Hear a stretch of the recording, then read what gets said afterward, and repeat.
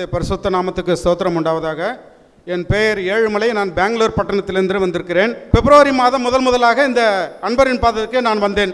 என் மகனுக்கும் படிப்பில் +2 தேர்வை எழுதி 94.83% மார்க் எடுக்க உதவி செய்தார். சகோதரனிடத்தில் ஜெபித்த போது உங்கள் விண்ணப்பம் கேட்கப்பட்டது என்று சகோதரன் சொன்னார்கள். அவ்வண்ணமாக என் மகனுக்கு ஒரு நல்ல ஒரு காலேஜில் CA படிக்க அவனுக்கு அந்த காலேஜில் இடம் கிடைத்தது. கர்த்தருடைய நாமத்துக்கு பரிசுத்தம் உண்டாவதாக. கர்த்தருடைய பரிசுத்த நாம ஸ்தோத்திரம். என் பேர் பிரபாகர். நான் சென்னை பெரம்பூர்லேருந்து வரேன். நான் கடந்த 30 வருஷமாக வாடகை வீட்டில் இருந்தோம். ஒரு சொந்த வீட்டு வாங்குவதற்கு கர்த்தர் கிருபை அளித்தார். அநேக தடை இருந்தது. போன மாதம் ஃபஸ்ட்டு வீக்கில் பிரதரை பார்க்கலான்னு இருந்தேன். ஐயா, அந்த சாவியை வாங்கி நீ கவலைப்படாத மகனே, இந்த பேங்க் லோன் கண்டிப்பாக உனக்கு சேங்ஷன் ஆகும், நீ தைரியமாக போ அப்படின்னு சொல்லிட்டு என் தலைமையில் கை வச்சு ஜெபம் பண்ணார். அடுத்த 2 நாளில் பேங்க் மேனேஜர் எனக்கு ஃபோன் பண்ணி, ஐயா உங்களுக்கு பேங்க் லோன் சேங்ஷன் ஆகிடுச்சு, நீங்கள் தைரியமாக போங்க, நீங்கள் ரிஜிஸ்ட்ரேஷன் வேலையை பாருங்கள் அப்படின்னு சொல்லிட்டு கருத்து சொன்னார். கர்த்தர் என்னோட சாட்சியாக பிள்ளையாக நிற்கிறது. கர்த்தருக்கு கொடானு கொடி ஸ்தோத்திரம். ஜெபித்த பிரதருக்கு கொடானு கொடி நன்றி.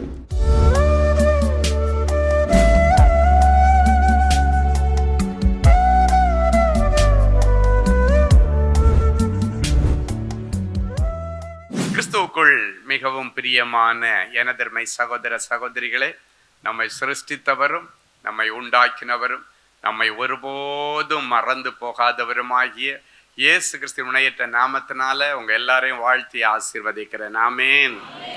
எல்லாரும் சந்தோஷமா இருக்கீங்களா? இப்பொழுது ஆண்டவர் கொடுக்கிற மங்கள வார்த்தையை நம்ம கேட்க போறோம். எடுத்து வாசிங்க. ஏசாயா 52:1. எழும்பு சீயோனே, உன் வல்லமையை தரித்துக்கொள். பரிசுத்த நகரமாகிய எருசலேமே, பரிசுத்த நகரமாகிய எருசலேமே, உன் அலங்கார வஸ்திரங்களை உடுத்திக்கொள். உன் அலங்கார வஸ்திரங்களை உடுத்திக்கொள். விருத்த சேதனம் இல்லாதவனும், விருத்த சேதனம் இல்லாதவனும், அசுத்தனும் இனி உன்னிடத்தில் வருவதில்லை. இனி உன்னிடத்தில் வருவதில்லை. எழும்பு சீயோனே. ஆண்டவர் உங்களை சீயோன் குமாரர்கள் குமாரத்திகள் என்று சொல்லுகிறார். சீயோன் குமாரர்கள் குமாரத்திகள் என்று சொன்னால் சீயோன் வாசிகள், பரலோக வாசிகள் என்று அர்த்தம். சீயோன் குமாரனுக்கு குமாரத்திக்கு பாபிலோனிய ஸ்திரீகளிடத்திலோ பாபிலோனிய குணாதிசயங்களிடத்திலோ இருப்பதற்கு வாய்ப்பே இருக்கக்கூடாது. சீயோன் என்றால் ஆசீர்வாதங்களின் குமாரன் என்ற அர்த்தம். பாபிலோன் என்றால் அருவருப்பின் அரசி என்ற அர்த்தம். இன்றைக்கு ஒருவேளை ஏதோ ஒரு பாபிலோனிய சால்வை உன்னை சுற்றி இருக்குமேயானால், பாபிலோனுடைய கயிறு உன்னுடைய காலை கட்டி வைத்திருக்குமேயானால், இன்றைக்கு அந்த பாபிலோனிய ஸ்திரீடத்திலிருந்து நீங்க வெளியே வரணும். வேதம் சொல்லுகிறது, பாபிலோனிய ஸ்திரீடத்திலே குடியிருக்கிற சீயோனே, அதிலிருந்து உன்னை விடுவித்துக்கொள், பிற்பாடு மகிமை உண்டாகும் என்று சேனைகளின் கர்த்தர் சொல்லுகிறார். அநேக பிள்ளைகளுடைய வாழ்க்கையில் இன்னைக்கு மகிமையான காரியங்களை எதிர்பார்த்து வந்திருக்கிறீங்க. ஒரு புதிய விடிவு காலத்தை எதிர்பார்த்து வந்திருக்கிறீங்க. இன்னைக்கு ஆண்டவர் சொல்றாரு, மகிமை உண்டாகும், மகிமை உண்டாகும். சேனைகளின் கர்த்தர் சொல்லுகிறார். எப்பொழுது மகிமை உண்டாகுமாம்? பாபிலோனிய ஸ்திரீடத்தில் குடியிருக்கிற சீயோன் அதிலிருந்து தன்னை விடுவித்துக் கொள்ளும் பொழுது பிற்பாடுதான் மகிமை உண்டாகும் என்று சேனைகளின் கர்த்தர் சொல்லுகிறார். இன்றைக்கு எந்த பாபிலோனிய குணாதிசயம் உன்னை பற்றி பிடித்து வைத்திருக்கிறது? ஒருவேளை கீழ்ப்படியாமை என்கிற ஒரு பாபிலோனிய ஸ்திரீ உன்னை பிடிச்சு வச்சிருக்கிறாளா? இல்லைன்னா பாபிலோனிய சால்வையில நீ கட்டப்பட்டிருக்கிறாயா? இல்ல மதுபான வெறிகளிலே நீ விழுந்து கிடக்கிறாயா? இச்சைகளில் விழுந்து கிடக்கிறாயா? இல்லைன்னா தேவையில்லாத புகை பழக்க வழக்கங்கள், பாக்கு பழக்க வழக்கங்களிலே நீங்க விழுந்து கிடக்கிறீங்களா? ஆண்டவர் சொல்றார், எழும்புன்னு சொல்றார். உன் சோர்வை விட்டு எழும்பு, உன்னுடைய அவிசுவாசத்தை விட்டு எழும்பு, உன்னுடைய பாவத்தை விட்டு எழும்பு, உன்னுடைய சாபத்தை விட்டு நீ எழும்பு. எழும்பு சீயோனே, உன்னுடைய வல்லமையை தரித்துக்கொள் என்று சொல்லுகிறார். ஏன் ஆண்டவர் இந்த வார்த்தையை சொல்றாருன்னா, நம்ம சில நேரங்கள்ல பாவத்துல விழும்போது கர்த்தர் நமக்குன்னு கொடுத்த வல்லமைகளை நாம் இழந்து விடுகிறோம். உதாரணத்துக்கு சொன்னீங்கன்னா, இந்த சிம்சோனுக்கு ஆண்டவர் கொடுத்திருந்த வல்லமை பயங்கரமா இருந்துச்சு. அவனுக்கு ஒருவனும் எதிர்த்து நிற்க முடியாது, அவ்வளவு பராக்கிரமசாலி. அவனை என்னதான் சங்கில கட்டி போட்டாலும் ஒரு நிமிஷத்துல பில்டிங்கை இழுத்து தகர்த்தி கீழே போடக்கூடிய வல்லமை அவனிடத்துல இருந்தது. அந்த வல்லமை எப்பொழுது அவனிடத்திலிருந்து எடுக்கப்பட்டது என்று சொன்னால், தேவையில்லாத ஒரு வேசியனுடைய மடியில் அவன் போய் விழுந்தான். ஒரு ஸ்திரீயினுடைய மடியில் அவன் போய் விழுந்ததன் நிமித்தம் ஆவியானவர் அவனை விட்டு எடுக்கப்பட்டார். அதனால்தான் இந்த இடத்துல ஆண்டவர் சொல்ல, நீ முதல்ல எழும்பு, உன் வல்லமையை தரித்துக்கொள். உங்ககிட்ட இருந்து ஒரு வல்லமை, நான் கொடுத்த வல்லமை இப்போ உங்ககிட்ட இல்லை. அந்த வல்லமை இருக்கும் பொழுது பல மணி நேரம் நீ ஜெபித்தாய். அந்த வல்லமை இருக்கும் பொழுது அதிகமாக உபவாசித்தாய். அந்த வல்லமை இருக்கும் பொழுது ஆண்டவரோடு தொடர்ந்து நெருங்கி ஜீவித்தாய். அதிகமாக வேதத்தை தியானித்தாய். ஆலய கூட்டங்களிலே அதிகமாய் கலந்து கொண்டாய். அநேகருக்கு ஆசீர்வாதமான ஒரு பாத்திரமாய் இருந்தாய். அநேகருக்கு உன்னிமித்தம் அற்புதங்கள் நடந்தது.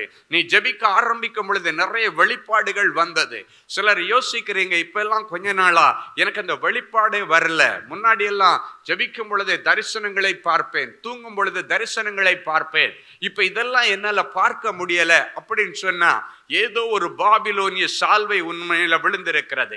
ஏதோ ஒரு பாபிலோனிய குணாதிசயம் உண்மையில விழுந்திருக்கிறது. அவர் சொல்லுகிறார், உன் வல்லமையை மறுபடியும் நான் உனக்கு கொடுக்கிறேன், இன்றைக்கு நீ பெற்றுக்கொள் என்று சொல்லுகிறார். உனக்குன்னு நான் கொடுத்த வல்லமையை கடந்த நாட்களிலே இழந்து போனாய். அந்த வாய்ப்பை நீ தொலைத்து விட்டாய். இல்லைன்னா இந்நேரம் எல்லாம் நீ எழும்பி பிரகாசித்து நல்ல பெயரோட புகழோட அநேகருக்கு ஆசீர்வாதமா இருந்திருக்கணும். உன்னுடைய வியாபாரம் ஓஹோன்னு பெருகி இருக்கணும். ஆனா ஒரு லெவலுக்கு மேல முன்னேற முடியல. நீ வேலை செய்கிற இடத்துல ஒரு லெவலுக்கு மேல உன்னால போக முடியல. உன்னுடைய ஊழியத்துல உன்னால நீங்க பிரகாசிக்க முடியல. ஏதோ ஒரு பாபிலோனிய சால்வை, ஏதோ ஒரு பாபிலோனிய குணாதிசயம் இன்னைக்கு உன் மேல விழுந்ததன் நிமித்தம் உன்னால எழும்பி பிரகாசிக்க முடியல. அதனால்தான் ஆண்டவர் சொல்றார், அந்த வல்லமையை முதல்ல மறுபடியும் நான் உனக்கு தருகிறேன். அந்த தீர்க்க தரிசன வல்லமை, அந்த ஜெபிக்கிற வல்லமை, குணமாக்குகிற வல்லமை, பிரசங்கிக்கிற ஒரு வல்லமை, தரிசனங்களை பார்க்கிற ஒரு வல்லமையை கர்த்தர் மறுபடியும் இன்றைக்கு உங்களுக்கு கொடுக்க விரும்புகிறார். ஹல்லேலூயா. அந்த வல்லமையின் தேவன் இன்னைக்கு மகிமையாய் உங்கள் மேல இறங்குகிறார். இந்த வசனத்தை கேட்டுக்கொண்டிருக்கும் பொழுது உன்னிடத்தில் இந்த வெளியேறின அந்த வரங்கள் எல்லாம் மறுபடியும் உன்னுடைய சிரசில வந்து அமருகிறது. உன் வல்லமையை தரித்து கொள் என்று சொல்லுகிறார். உனக்கு நான் கொடுத்த அந்த பரிசுத்த அபிஷேகத்தை மறுபடியும் பெற்றுக்கொள் என்று சொல்லுகிறார். உனக்குன்னு ஒரு நல்ல தாளந்தை கொடுத்திருக்கிறேன், நல்ல வியாபாரம் பண்ண ஒரு திறமையை கொடுத்திருக்கிறேன். அந்த திறமையை இன்றைக்கு இழந்து போன நிலைமையில வந்திருக்கிறாய். அந்த திறமைகள் எல்லாம் மழுங்கி போச்சு. அந்த புத்தி எங்கேயோ போச்சு. நல்ல கிரியேட்டிவா யோசனை பண்ணி நல்ல வரப்போகிற காரியங்களை யூகித்து செய்து கொண்டிருந்த அந்த வல்லமையை இழந்தபடியினாலே ஏதோ பித்து பிடித்தவன் போல நீ கடந்த நாட்களிலே நடந்து கொண்டே இருக்கிறாய். காரணம் என்ன? கர்த்தர் உனக்கு கொடுத்த அந்த வல்லமையை இழந்து விட்டாய். ஆண்டவர் சொன்னார், 2 தாலந்தை வாங்கினவன் அதை கொண்டு போய் வியாபாரம் பண்ணி 4 ஆக்கினானாம். 5 தாலந்தை வாங்கினவன் அதை கொண்டு போய் வியாபாரம் பண்ணி 10 ஆக்கினானாம். 1 தாலந்தை வாங்கினவன் கொண்டு போய் புதைத்து வைத்தானாம். தாலந்துகளையும் வரங்களையும் புதைத்து வைத்து அதை இழந்து போன நிலைமையில் இருக்கிற தேவனுடைய பிள்ளையே, எனக்கு ஆண்டவர் சொல்லுகிறார், மறுபடியும் அந்த வல்லமையை பெற்றுக்கொள், மறுபடியும் அந்த அபிஷேகத்தை பெற்றுக்கொள், மறுபடியும் அந்த கிருபைகளை நீ பெற்றுக்கொள். இது உனக்கு ஒரு வாய்ப்பு என்று கர்த்தர் சொல்லுகிறார். புதுப்பித்துக் கொள்ளுகிற ஒரு வாய்ப்பு. இனி விருத்த சேதனம் இல்லாதவனும் அசுத்தனம் உன் வழியாய் கடந்து வராதபடிக்கு உன் அலங்கார வஸ்திரங்களை உடுத்திக்கொள். ஆண்டவர் போட்ட அலங்கார வஸ்திரம் எல்லாம் இன்னைக்கு கரை படிந்த வஸ்திரங்களா இருக்கிறது. ஆண்டவருடைய பார்வையில அவ்வளவு அழகாய் ஜொலித்த நீங்கள் இன்றைக்கு கரை திரை படிந்த வஸ்திரங்களோடு நீங்கள் நின்று கொண்டிருக்கிறீர்கள்.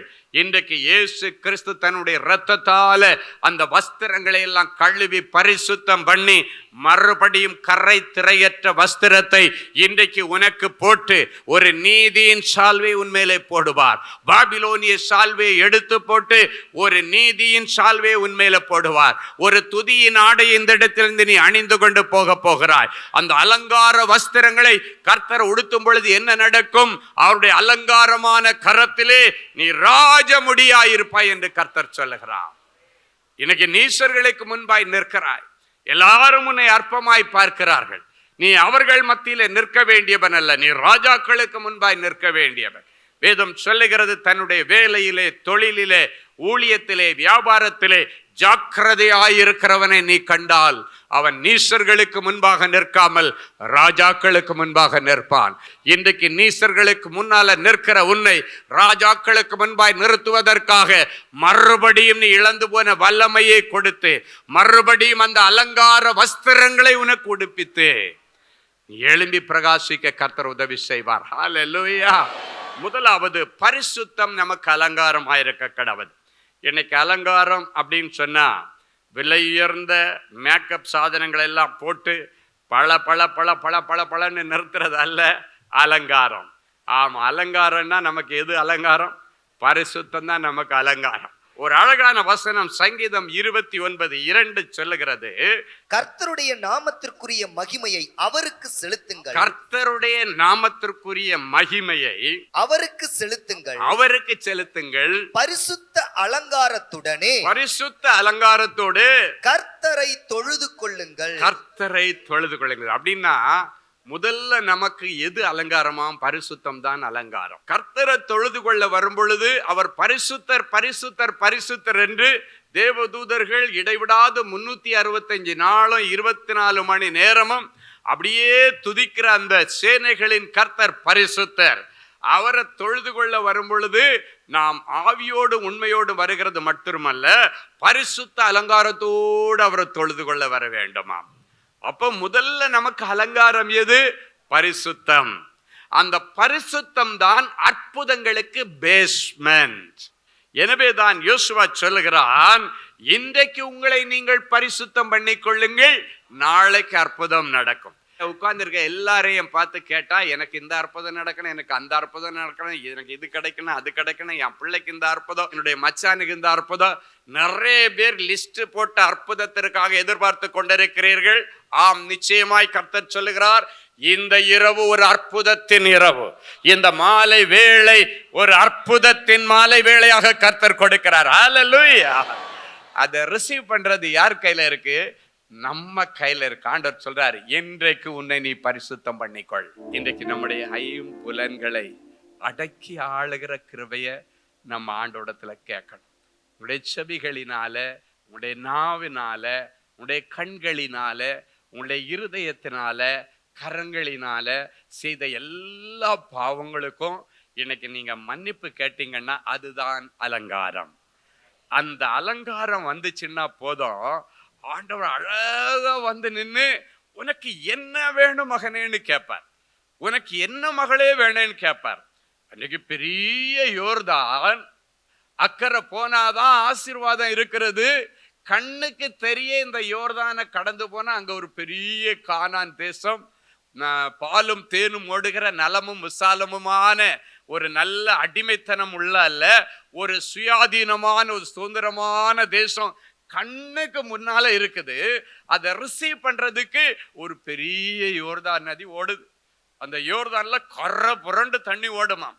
ஆனா இப்ப கடந்து போறதுக்கு எப்படி வழி அப்படின்னு பார்த்தா, யோசுவா சொல்றாரு, இதே போல முந்தின நாள் ராத்திரி சொல்றாரு, நாளைக்கு காலையில அந்த பக்கம் போனா நம்ம கானானை சுதந்திரிச்சிருக்கலாம், நல்ல ஆசீர்வாதமான வாழ்க்கை. இவ்வளவு நாள் அடிமைத்தனங்க, இந்த அடிமைத்தனம் நீங்கி ஒரு சுயாதீன வாழ்க்கையை நம்ம அனுபவிக்க போறோம். என்னை நாளையில இருந்து ஒரு பெரிய ஆசீர்வாதத்தை சுதந்திரிக்க போறோம் அப்படின்னு சொல்லிட்டு, எவ்வளவு பெரிய யோர்தானை கடக்கிறதுக்கு நான் உங்களுக்கு ஒரு வழி சொல்லட்டுமான்னு கேட்கிறான். எல்லா ஜனங்களும் ஆசையோட நிக்கிறாங்க. நீ சுதந்திரித்து சந்தோஷமா நிம்மதியா ஆசீர்வாதமா வாழ்வதற்கு ஆண்டவர் இன்னைக்கு உங்களுக்கு ஒரு நல்ல ஆலோசனை சொல்றாரு. அன்னைக்கு அவன் அப்படிதான் சொன்னான், நாளைக்கு உங்களுக்கு அற்புதம் நடக்கும். இன்னைக்கு நான் சொல்றதை கேளுங்க, உங்களை நீங்கள் பரிசுத்தம் பண்ணி கொள்ளுங்கள். உங்களுக்கே தெரியும் உங்களுக்குள்ளால என்ன பாவம் இருக்கிறது, என்ன அக்கிரமம் இருக்கிறது, என்ன அநியாயம் இருக்கிறது, என்ன ஆண்டவருடைய பார்வையில நீங்க எந்த விஷயத்துல குறைபட்டிருக்கிற எல்லாம் உங்களுக்கு தெரியும். அதனால இன்னைக்கு நீங்க பரிசுத்தம் பண்ணுங்க. நாளைக்கு காலையில நீங்க எல்லாம் பரிசுத்தம் ஆயிட்டீங்கன்னா இந்த யோர்தானை கர்த்தர் 2ஆக பிளப்பார். அல்லேலூயா. பரிசுத்தம் உனக்கு வழிகளை திறக்கிற ஒரு பெரிய ஆயுதம். அதே போல முந்தின நாள் எல்லாரும் இதே மாதிரி சாயங்கால வேளையில நதிக்கு இக்கரையில எல்லாரும் தங்களை பரிசுத்தம் பண்ணி கொண்டார்கள். அடுத்த நாள் காலையில ஆசாரியர்கள் உடன்படிக்கை பெட்டி எடுத்துக்கொண்டு யோர்தானிலே கால் வைத்த பொழுது யோர்தான் பின்னிட்டு 2 பக்கமா பிரிந்து போனது. அப்படியே வட்டாந்தரையில நடந்து அவர்கள் கானான் தேசத்திற்கு போனார்கள். ஹல்லேலூயா. இன்னைக்கு ஆண்டவர் சொல்றாரு, இந்த பரிசுத்தம் உன் வியாதியை மாற்றும், உன் தரித்திரத்தை மாற்றும், உன் பஞ்சங்களை மாற்றும், உன் தடைகளை உடைக்கும், உன் நுகங்களை முறிக்கும், உன் சாபக்கட்டுகளை எல்லாம் மறுக்கும். ஏன் அந்த பரிசுத்தம் இல்லாமல் ஒருவனும் தேவனை தரிசிக்க முடியாது. தேவனுக்கு முன்னால வந்து அவருடைய பார்வை நம்ம மேல விழுந்ததுன்னா, இல்லைன்னா நம்ம அவரை நோக்கி பார்க்கும் பொழுது நம்முடைய முகங்கள் பிரகாசம் அடையணும்னா, நம்ம தைரியமாக கிருபாசன தண்டையில வந்து நிற்பதற்கு பாவ கரை திரையற்றவர்களா நிக்கணும். இன்னைக்கு இந்த காரியத்துல ஆண்டவங்களிடத்துல ஒரே ஒரு காரியத்தை எதிர்பார்க்கிறார். மகனே, இன்னைக்கு விட வேண்டியதை விடு, உன்கிட்ட இருக்கிற கடனை எல்லாம் நான் தூக்கி எறிஞ்சிருவேன். இன்னைக்கு விட வேண்டியதை விடு, உன்னுடைய கோர்ட்டு கேஸு பிரச்சனையை நான் உனக்கு ஒரு முடிவுக்கு கொண்டு வருவேன். இன்னைக்கு விட வேண்டியதை விடு, உன்னை உயர்ந்த ஸ்தானத்துல வச்சு அழகு பார்க்க வேண்டியது என்னுடைய கடமைன்னு ஆண்டவர் சொல்றார். ஹல்லேலூயா. அன்றைக்கு தானியேலுக்கு நல்ல மதுபானத்தை குடிக்கிறதுக்கு ராஜா பெர்மிஷனும் கொடுக்கிறாரு, இலவசமா மதுபானத்தையும் கொடுக்கிறாரு, அரண்மனையிலே இதை சர்வ் பண்றதுக்கு ஆளுங்களையும் வச்சிருக்கார். அப்ப ராஜா என்ன சொல்றாரு, இந்த மதுபானத்தை குடிச்சு நல்ல பளபளன்னு உங்க மூஞ்சி இருக்கணும், ஏன்னா நீங்க ராஜாவுக்கு முன்னால நிக்கிறவங்க அப்படின்னு சொல்லும் பொழுது, இந்த தானியேல் மாத்திரம் ராஜாவின் மதுபானமோ திராட்சை ரசமோ தன்னை தீட்டுப்படுத்த கூடாதுன்னு இருதயத்திலே தீர்மானம் பண்ணினான். என் அன்பு தேவனுடைய பிள்ளைகளே, அன்னைக்கு அவன் ஆண்டவர் தங்குகிற ஆலயத்தை நல்ல பரிசுத்தமா வச்சுக்கணும்னு முடிவெடுத்துட்டான். அதுல உறுதியா இருந்தான். அதனால அந்த சமையல்காரங்கள்ட்ட எல்லாம் போய் சொல்றான், அந்த மதுபானங்களை கொடுக்கிறவங்கள்ட்ட, ராஜா சொன்னதை வாட்டில் என்னுடைய முக களை உள்ளதா மாறும், எனக்கு இந்த மதுபானமே வேண்டாம், 10 நாள் டைம் கொடுங்க, நான் ப்ரூவ் பண்றேன், மதுபானத்தை குடிக்காம என்னுடைய முகம் மதுபானம் குடிச்சவனுடைய முகத்தை விட சூப்பரா இருக்கும், எனக்கு டைம் கொடுங்க, வேண்டாம், நான் நிரூபிச்சு காட்டுறேன்னு சொல்லி இவன் எந்த மதுபானமும் குடிக்கல. நல்ல தாராளமா விதவிதமான வகை வகையான மதுபானங்களை குடிச்சவங்களை முன்னால நிறுத்திட்டு தானியேலையும் கொண்டு வந்து நிறுத்தி 10 நாளைக்கு அப்புறம் பார்த்தா தானியேலுடைய முகம் களையுள்ளதா இருந்ததா. மற்றவங்க எல்லாருடைய முகத்தை பார்க்கலும் இவனுக்குள்ளால ஒரு அபிஷேக முகம். ஹல்லேலூயா. என் அன்பு தேவனுடைய பிள்ளை, அந்த முகம் களையுள்ளதா இருந்ததா. அதன் நிமித்தம் என்ன நடந்துச்சு தெரியுமா? ஆண்டவர் அந்த தானியேலை பாபிலோன் மாவட்டம் முழுவதற்கும் அதிகாரியாய் மாற்றினார். அப்படின்னா அவனுடைய உயர்வுனுடைய பேஸ்மென்ட் பரிசுத்தம். இந்த யோசேப்பை குறித்து நீங்க பார்க்கும்போது, பாவம் சொல்லி செய்கிறதுக்கு அவனுக்கு ஃபுல்லா வாய்ப்பு கிடைச்சி, முதலாளி அம்மாவே அவனை பாவத்திற்கு வலுக்கட்டாயமா இழுக்கிறா. இவன் ஒரு வாலிபன், அதுவும் இந்த பட்டணத்துல அவன் அனாதையா ஒரு அடிமையா வந்திருக்கிறான். இவனை அடிமையை வாங்குறது மாதிரி அவங்க வாங்கி வச்சிருக்க எஜமாட்டி அம்மாவே அவனுக்கு ஒரு நல்ல ஆப்ஷன் கொடுக்குறாங்க பாவம் செய்கிறதற்கு. ஆனால் அவன் அந்த பாவத்திற்கு விலகி ஓடி, என் ஆண்டவருக்கு விரோதமா இந்த தப்பை பண்ண மாட்டேன்னு சொல்லி ஓடினபடினால முதல்ல அவனுக்கு தீங்கு வந்தது உண்மைதான். ஜெயில தூக்கி போட்டாங்க, எல்லாரும் நாடகமாடி அவன் தான் தப்பு பண்ணான்னு உள்ள போட்டாங்க. ஆனால் ஒரு நாள் வந்த பொழுது எகிப்து தேசம் முழுவதற்கும் கர்த்தர் அவனை அதிகாரியாய் மாற்றினார். ஹல்லேலூயா. என் அன்பு தேவனுடைய பிள்ளைகளே, ஒருவேளை அவளுடைய பாவத்திற்கு இவன் ஒத்து போயிருந்தால் அவன் கடைசி வரைக்கும் அடிமையாய் இருந்திருப்பான். பாவம் ஒரு மனிதனை அடிமைப்படுத்தும், ஆனால் பரிசுத்தம் ஒரு மனிதனை சுதந்திரமாய் நடமாட விடும். அவன் எந்த இடத்துல வேணாலும் தலை நிமிர்ந்து போவான். ஏன்னா தப்பு பண்ணல அவன் போவான். தப்பு பண்ணாம தண்டனை கிடைச்சா கூட அவனை வெளியே கொண்டு வர வேண்டியது ஆண்டவருடைய கடமை. அல்லேலூயா. யோசித்து பாருங்க. நான் அடிக்கடி அதை யோசித்து பார்ப்பேன். இப்போ பைபிள் வாசிக்கும் போது அப்படிதான், நீங்க ரொம்ப தியானம் பண்ணும்போது அதை விஷுவலைஸ் பண்ணி பார்க்கணும், நீங்க அதை சம்பவமா பார்க்கணும்.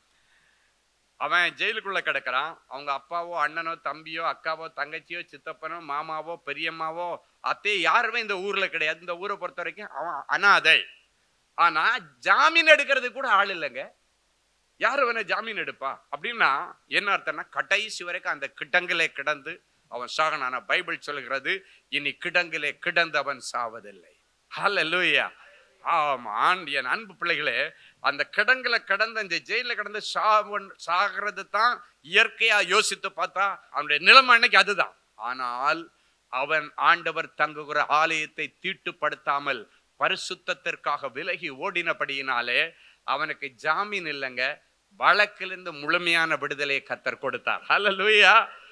அது மட்டும் இல்லை, நல்ல அதுக்கப்புறம் நடந்த சம்பவங்களை நீங்க பார்க்கணும். எப்பவுமே அப்படிதான் நீங்க பார்த்தீங்கன்னா தான் உங்களுக்குள்ளால அந்த பரிசுத்தத்தை குறித்து ஒரு தாகம் வரும். இன்னைக்கு பரிசுத்தத்தை குறித்த தாகம் நிறைய பேருக்கு இல்லை. இந்த தாகம் வரும் பாருங்க. அடுத்த நாள் பார்த்தீங்கன்னா எகிப்து தேசம் முழுவதற்கு அதிகாரி ஆக்கியாச்சு. அப்புறம் அந்த ராஜா பார்க்குறாரு, இவனுக்கு கல்யாண வயசு வந்துருச்சா, இவனுக்கு ஒரு கல்யாணம் பண்ணி வச்சா நல்லா இருக்குமே, இவனுக்கு இங்க யாருமே இல்லையேன்னு சொல்லி ராஜா அவனுக்கு பொண்ணு பார்த்தாரு. எத்தனை பேர் ஆமேன்னு சொல்ல முடியும்? ராஜா போய் எப்படி பார்க்கிறாரு, இவனுக்கு எப்படிப்பட்ட குடும்பத்துல பொண்ணு எடுத்தா நல்லா இருக்கும், ஏன்னா இவன் ஆண்டவரை நம்பி இருக்கிறவன். அப்போ ஒரு ஆசாரியனுடைய ஒரு ஊழியக்காரனுடைய மகளை அந்நிய மார்க்கத்தில் இருக்கிற ராஜா பிடிச்சு கொண்டு வந்து இவனுக்கு கொடுக்குறார். பொதுவா ராஜா என்ன பண்ணும், தன்னுடைய எண்ணத்துல ஏதோ ஒன்ன பிடிச்சி, பரவாயில்ல பெரிய பதவியில இருக்கிறான், யோசேப்பு நீ கட்டிக்கமா, இல்ல யோசேப்பு இந்த பொண்ணை கட்டிக்கோ, என் சொந்தக்காரி தான் அப்படின்னு சொல்லி விட்டுருக்கலாம். ஆனா அவன் அப்படி செய்யல. ஏன் தெரியுமா? அந்த திருமணத்தை நடத்த அவனை ஏவுனது ஆண்டவர். என் பிள்ளைக்கு அவன் ஆராதிக்கிற தேவனுக்கு ஊழியம் செய்கிற ஒரு ஆசாரியோடைய வீட்டுல போய் பொண்ணுடுறான் அப்படின்னாரு. அவன் கொண்டு வந்து அழக ஆஸ்நாத்தை அவனுக்கு கொடுத்தான். ராஜா ஆஸ்நாத்தை அவனுக்கு கொடுத்தான். அப்படின்னு என்ன அர்த்தம் தெரியுமா? அந்த ராஜாவே போய் பொண்ணு பார்த்து அழகா கொண்டு வந்து அவனுக்கு கல்யாணம் பண்ணி வச்சு லைஃப் எல்லாம் செட்டில் ஆகி அழகா பிள்ளைகள் எல்லாம் பிறந்த. அதனுடைய பேசிக் என்ன? பரிசுத்தம். இன்னைக்கு அந்த பரிசுத்தத்தை தான் கர்த்தரிடத்தில் எதிர்பார்க்கிறார். மறுபடியும் சொல்லுகிறேன், பாவம் ஒரு மனிதனை சங்கிலி போட்டு கட்டி போடுகிறது. ஆனால் பரிசுத்தம் ஒரு மனுஷனை விடுதலையோடு நடமாட வைக்கும். அவன் எங்க வேணாலும் யாருக்கும் பயப்படாம போலாம். எந்த இடத்துல எவனுக்கும் பயப்பட வேண்டியதில்லை. ஏன்னா தப்பு பண்ணவன் பயந்துகிட்டே இருப்பான். அப்படி ஆயிடுமோ, இப்படி ஆயிடுமோ, அது தெரிஞ்சிருமோ, இது தெரிஞ்சிருமோ. இன்னைக்கு தேவனுடைய பிள்ளைகள், அந்த பரிசுத்தம் உங்களுக்கு அலங்காரமாயிருப்பதுன்னு சொல்லி இயேசுவின் நாமத்தினாலே நான் உங்களுக்கு சொல்லுகிறேன். ஹல்லேலூயா.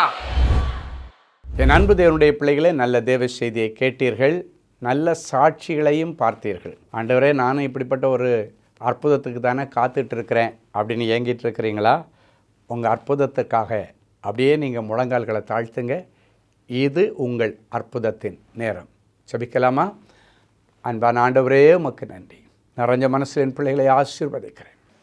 உம்முடைய மங்களகரமான வார்த்தைகளை கேட்டுக்கொண்டு டிவி பெட்டிக்கு முன்னால் முழந்தாள் படியிட்டு, ஆண்டவரே எனக்கு இரங்கும், ஆண்டவரே எனக்கு உதவி செய்யும் என்று கேட்கிற என் பிள்ளைகளுக்கு உடைய உதவிக்கரம் நீட்டப்படட்டும். இன்றைக்கு என் பிள்ளைகள் இந்த செய்தியில் என்னென்ன வார்த்தைகள் எல்லாம் கேட்டாங்களோ அந்த வார்த்தைகள் எல்லாம் இவர்கள் வாழ்க்கையிலே ஆம் என்றும் ஆமேன் என்றும் நிறைவேறட்டும். எல்லா தடைகளை உடைச்சி போடுங்க ஆண்டவரே. தடைகளை உடைக்கிற ஆண்டவரே, என் பிள்ளைகளுக்கு முன்னே செல்லுவீராக. உடைய வியாபாரத்தில் காணப்படுகிற தடைகள், வேலை ஸ்தலத்தில் காணப்படுகிற தடைகள், படிப்பிலே காணப்படுகிற தடைகள், ஊழியத்தில் காணப்படுகிற தடைகள், அத்தனை தடைகளையும் உடைச்சி ஆண்டவர் அற்புதம் செய்யும். இவ்வளவு நேரமும் உம்முடைய வாயினாலே நீர் சொன்னீர். இந்த நிமிஷம் அதை கரத்தினாலே என் பிள்ளைகளுக்கு நிறைவேற்றுவீராக. இவர்கள் கேட்ட அத்தனை மங்கள வார்த்தைகளின் படியே என் பிள்ளைகளுக்கு ஆக கடவது நிறைவேறுவதாக நாங்கள் வாழ்த்தி மனதார நாங்கள் ஆசீர்வதிக்கிறோம். எனக்கு இறங்கும் தேவனேன்னு கதறுகிற பிள்ளைகளுக்கு நீர் இரக்கத்தில் ஐஸ்வர்யமுள்ள தேவன் அல்லவா? என் ஒரேளை என் பிள்ளைகளுடைய செய்கைகள் உம்முடைய சமூகத்திலிருந்து என் பிள்ளைகளுக்கு கோபாக்கிறேன் வியாதிகளை கொண்டு வந்திருந்தாலும், கோபாக்கிறேன் இழப்புகளை கொண்டு வந்திருந்தாலும், பிள்ளைகளை கிருபையாய் மன்னித்து என் பிள்ளைகளுக்கு மறுபடியும் வாழ்வதற்கு ஒரு வழியை தார். மறுபடியும் என் பிள்ளைகளை இழந்து போனவற்றை பெற்றுக்கொள்ளட்டும். ஆண்டவருடைய சரீரத்தில் இருக்கிற கொள்ளை நோய் இயேசுவின் நாமத்தினாலே மறைந்து போகட்டும். தெய்வீக தொடுதலை தார். டிவி பெட்டிக்கு முன்னால் முழந்தாள் படியிட்டு கிடக்கிற என் பிள்ளைகள் உடைய இருதயத்தின் அங்கலாய்ப்புகள் உமக்கு தெரியும் ஆண்டவர். சில காரியங்களை யாரிடத்தில் சொல்லி அழ முடியாமல் என் பிள்ளைங்க கதறிட்டு இருக்கிறாங்க. அவற்றை உங்கள் பாதத்தில் வைத்து நாங்கள் ஜெபிக்கிறோம். இரக்கத்தில் ஐஸ்வர்யமுள்ள தேவனே, என் பிள்ளைகளுக்கு இறங்கி அற்புதங்களை செய்யும். ஒவ்வொருவரையும் தொட்டு குணமாக்கும். கற்பத்தின் வியாதிகள் மாறட்டும் சுவாமி. கற்பத்தில் இருக்கிற கட்டுகளும் கட்டிகளும் மறைந்து போகட்டும். ஒரு சந்ததிக்காய் இயங்கி கொண்டிருக்கிற என் பிள்ளைகளுக்கு இன்றைக்கே ஒரு அற்புதம் நடக்கட்டும். இன்றைக்கே பரலோகத்தின் திரவியம் அவருடைய கற்பத்தை நிரப்பட்ட சுவாமி. யாராவது என்னை கை தூக்கி விடமாட்டாங்களான்னு கதறி கொண்டிருக்கிற பிள்ளைகளுக்கு ஆண்டவரே இறங்கி நின்று என் பிள்ளைகளை கை தூக்கி அவர்களை ராஜாக்களோடும் பிரபுக்களோடும் உட்கார வைத்து அளவை பார்ப்பீராக. நியாயமான விருப்பங்கள் வாஞ்சைகள் எல்லாம் நிறைவேறட்டும். நிறைஞ்ச மனசில் பிள்ளைகளை ஆசீர்வதிக்கிறேன் இயேசுவின் மூலம் பிதாவே. ஆமேன், ஆமேன். ஜெனசிஸ் கிரியேஷன்ஸ் மீடியா அகாடமி நடத்தும் சம்மர் பிரேக் ஸ்கில் மேக் பள்ளி பயிலும் மாணவ மாணவியருக்கு ஒரு அரிய வாய்ப்பு. இந்த வருடம் ஏப்ரல் மற்றும் மே கோடை விடுமுறையை முன்னிட்டு எங்களது ஜெனசிஸ் கிரியேஷன்ஸ் மீடியா அகாடமியின் மூலம் குறைந்த கட்டணத்தில் 7 தினங்களில் photography, videography, Photoshop, video editing ஆகிய தொழில் கல்விகளை மிக சிறந்த முறையில் பயிற்றுவிக்க நாங்கள் திட்டமிட்டு உள்ளோம். மேலும் விவரங்களுக்கு 7824850999 என்ற எண்களை தொடர்பு கொள்ளவும். அன்பு தேவனுடைய பிள்ளைகளே, இந்நிகழ்ச்சியின் மூலம் நீங்கள் பெற்றுக்கொண்ட ஆசீர்வாதங்களை உங்கள் ஜெப விண்ணப்பங்களையும் அனுப்ப வேண்டிய முகவரி தேவனின் அன்பு ஊழியங்கள், எண் 340B/1A 3B1 Vinayak avenue, OMR road, Okkiyam, Thoraipakkam, Chennai 600097. இது இந்தியன் ஆயில் பெட்ரோல் பங்க் எதிரில் அமைந்துள்ளது மற்றும் காக்னிசன்ட் டெக்னாலஜி சொல்யூஷன்ஸ் அருகிலும் அமைந்துள்ளது. மின்னஞ்சல் prayer@godsloveministries.co.in. எங்களது இணையதளம் www.godsloveministries.co.in. மேலும் 24 மணி நேர ஜெப உதவிக்கு 044-5447-999 மற்றும் 9941950999 என்ற எண்களுக்கு தொடர்பு கொள்ளுங்கள். கர்த்தர் தாமே உங்களை ஆசீர்வதிப்பாராக.